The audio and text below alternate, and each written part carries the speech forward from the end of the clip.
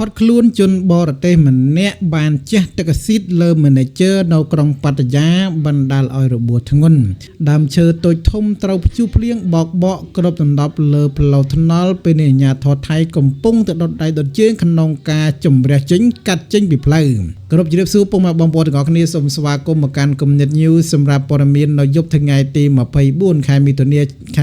ឆ្នាំ2026នេះខ្ញុំមានព័ត៌មានពាក់ព័ន្ធទៅនឹងករណីរឿងរ៉ាវដែលកំពុងតែកើតឡើងនៅប្រទេសថៃបាទចឹងឃើញថាពេលនេះរៀង Vivo វឹកវក់ខ្លាំងមែនទែនហើយដោយសារតែមានទាំងពីរករណីចាប់ជនបរទេសបាទថៃចាប់ជនបរទេសម្នាក់បាទដាក់គុកមិនដឹងអីមិនដឹងទេបាទ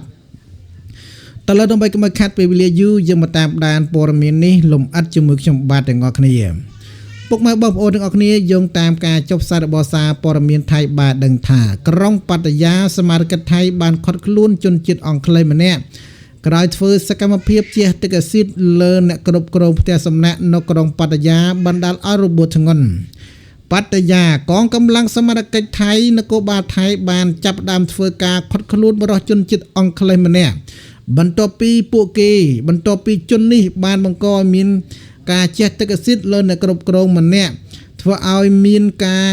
រងរបួសធ្ងន់ផងដែរនេះបើយោងតាមការចុះផ្សាយរបស់កាសែត Khao Shot នៅថ្ងៃទី24ខែមិថុនាឆ្នាំ2026នេះបានបញ្ជាក់ថាជនសង្ស័យត្រូវកម្លាំងសមត្ថកិច្ចបានចាប់ខ្លួនកាលពីថ្ងៃទីពុធរយៈពេល1ថ្ងៃបន្ទាប់ពីបានធ្វើការជះទឹកអាស៊ីតដ៏សាហាវមួយនេះស្ថានភាពជនរងគ្រោះនិងការស៊ើបអង្កេតជនរងគ្រោះ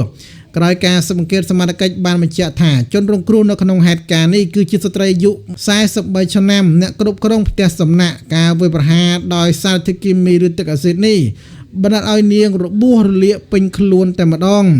លើផ្ទៃមុខនិងរូបរាងកាយមូលហេតុនៃការវាយប្រហារនេះគឺដោយសារតែការសាកសួរជំហានដំបូងបន្ទាប់ពីខាត់ខ្លួនជនសង្ស័យបានឆ្លើយប្រាប់ថាមុនពេលកើតហេតុរូបគេបានដើរស្វែងរកសង្សាររបស់ពួកគេជាជនជាតិថៃទោះបីយ៉ាងណាសមត្ថកិច្ចមិនទាន់បានបញ្ជាក់អំពីទំនាក់ទំនងរវាងរូបគេនិងជនរងគ្រោះឬនឹងសង្សាររបស់ពួកគេនោះឡើយការរកឃើញពីបទល្មើសបន្ថែមក្រោយពីប្រជុំមុខទៅនឹងការចាប់ប្រកាន់ជុំវិញករណីចិត្តទឹកអាស៊ីតនេះអាជ្ញាធរថៃបានរកឃើញផងដែរថាបរិសុទ្ធជនជាតិអង់គ្លេសរូបនេះបានលួចស្នាក់នៅក្នុងប្រទេសថៃហួសទឹកដីការទៅហើយអីយយហូវីសាចាប់ពីខែកុម្ភៈមកម្លេះដែលនេះការជាបទល្មើសទៅលើច្បាប់អន្តរប្រវេសន៍យ៉ាងធ្ងន់ធ្ងរផងដែរជនជាតិអង់គ្លេសម្នាក់នេះគឺជាជនសង្ស័យកំពុងតែឃុំខ្លួនមកដល់អាសន្នដើម្បីប្រជុំមុខទៅនឹងចំណាត់ការបន្ថែមតាមផ្លូវច្បាប់ផងដែរអាយ៉ាបាទពិតជាធ្ងន់ធ្ងរហើយតលេងប្រទេសថៃមានសង្សារថៃបន្តមកទៀតក៏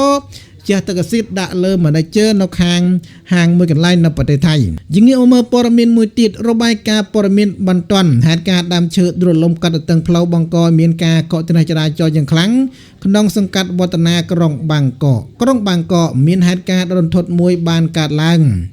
កាលពីវាថ្ងៃទី6ខែមិថុនាឆ្នាំ2027កាលពីវេលាម៉ោង6ខែមិថុនាឆ្នាំ2026នេះដោយមានដើមឈើធំបានដួលរលំបាំងផ្លូវនិងរំខានដល់អ្នកធ្វើដំណើររបស់ពលរដ្ឋថៃយ៉ាងធ្ងន់ធ្ងរស្ថិតនៅក្នុងម្ដុំច្រកផ្លូវស្វ័យសុខុមវិតឬក៏ដែលគេស្គាល់ថាជាផ្លូវវឌ្ឍនា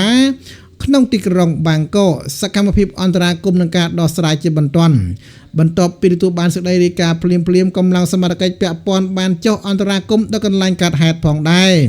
នគរបាលចរាចរណ៍ពោធិ៍ថងបានចុះសម្របសម្រួលនិងរៀបចំលំហូរចរាចរណ៍តំបន់កើតហេតុដើម្បីកាត់បន្ថយការកកស្ទះចរាចរណ៍និងបង្ការគ្រោះថ្នាក់ជាយថាហេតុដល់អ្នកធ្វើដំណើរមន្ត្រីបរិស្ថាននៃសាលាខណ្ឌវឌ្ឍនាបានសហការគ្នាយ៉ាងស្អិតរមួតជាមួយមន្ត្រីអាជ្ញាធរអគ្គិសនីរៀបចំកាប់ដើមឈើបោះសម្អាតដើមឈើនិងដោះស្រាយបញ្ហាខ្សែភ្លើងដែលរងផលប៉ះពាល់ផងដែរ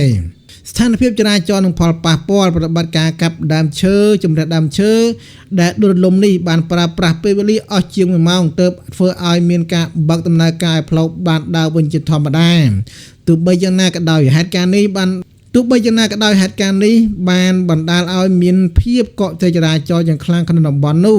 ដែលមានបរិមាណយានយន្តកកស្ទះយ៉ាងច្រើនកកនិងមានការធ្វើដំណើរយឺតយ៉ាវលឿនមិនអាចទៅមុខបានលឿនទេដោយសារតែការកកស្ទះនៅតាមចន្លោះផ្លូវមួយចំនួននៃទីក្រុងបាងកកនេះបើយោងតាមការចុះផ្សាយរបស់ភ្នាក់ងារសារព័ត៌មានថៃ JS100 Radio និងកាសែត Khawshut English បងប្អូនចឹងព័ត៌មានយើងសម្រាប់ព្រឹកនេះគឺយើងមានតែប៉ុណ្្នឹងឯងពាក់ព័ន្ធទៅនឹងបញ្ហាដែលកំពុងតែកើតឡើងនៅប្រទេសថៃបាទសូមអរគុណសូមគោរពលាជួបគ្នានៅវីដេអូក្រោយៗទៀត